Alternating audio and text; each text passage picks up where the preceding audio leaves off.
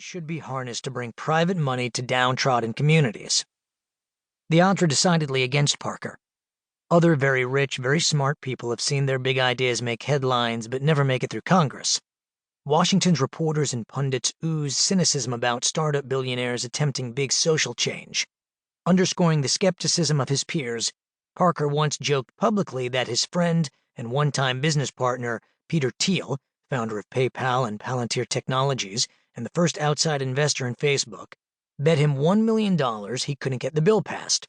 Parker tells me that as he was brainstorming about the concept, he asked Thiel if he would be tempted to put some of his profits from selling stock into businesses located in economically distressed neighborhoods if by so doing he could avoid paying taxes. Thiel said, "Sure, but you'll never get that through Congress," and facetiously offered to bet that Parker would fail. Parker didn't take the $1 million wager seriously, and in any event, Thiel never sent a check. But Parker succeeded. His idea became law in late 2017, creating 8,764 opportunity zones across the United States and its territories. In Baltimore, about 50 miles north of Blue Duck Tavern, Reverend Dante Hickman, a locally prominent pastor and economic development advocate, had soured on Parker's idea. In 2018, Hickman stood next to President Trump and celebrated opportunity zones as a key to economic revitalization. 2 years later, still waiting for the first Opportunity Zone dollar to arrive in his East Baltimore neighborhood, which is scarred by vacant lots and empty brick row houses, Hickman has become a critic. Investors are taking advantage of the tax break, he says, but the money is going into already gentrifying places. It's all about the money, he says.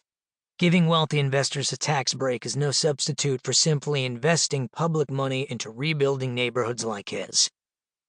Parker's Opportunity Zone law has one element in common with the $50 million cancer cure he breezily described to Bernstein. Only the rich can play.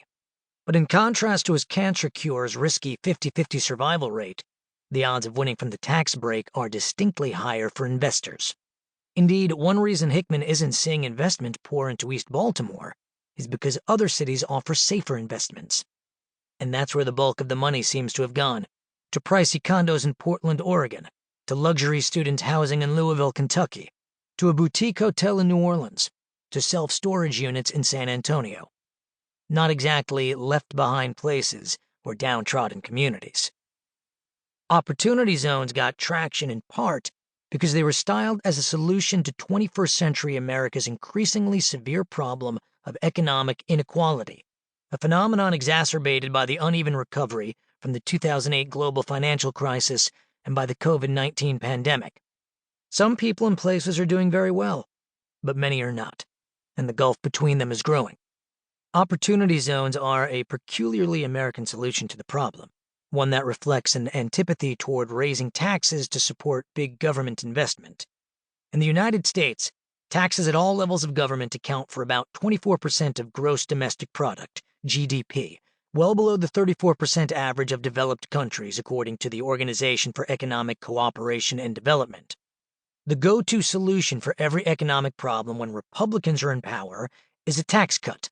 Tax cuts are essentially attempts to bribe the richest Americans to move their money to whatever place, business, activity, or charity is popular with politicians at the time. They allow politicians to brag they've done something worthwhile and simultaneously win the gratitude of the, almost always, rich constituents who enjoy the savings. And because many Americans think a tax cut costs the government less than an equivalent expenditure, elected officials usually avoid political fallout. The problem is that tax savings for the rich always materialize. The promised benefits to the left behind don't always show up.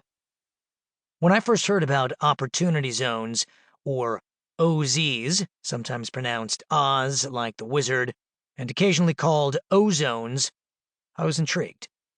OZs were stealthily inserted in 6 pages of the 185-page Tax Cuts and Jobs Act of 2017, largely thanks to the determination of Sean Parker's chief congressional ally, Republican Tim Scott of South Carolina, the first black man to be elected to the U.S. Senate from the South since Reconstruction.